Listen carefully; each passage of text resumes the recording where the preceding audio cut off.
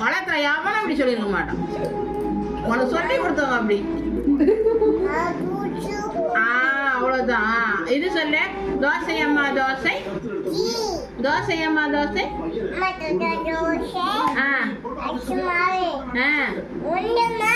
ஐயோ அப்பா தீஞ்சு போச்சு. அப்பாக்கு 2.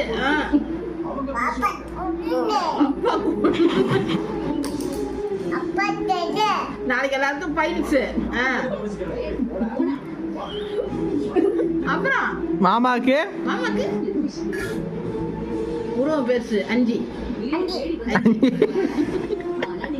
அப்புறம் திங்க திங்க திங்க திங்க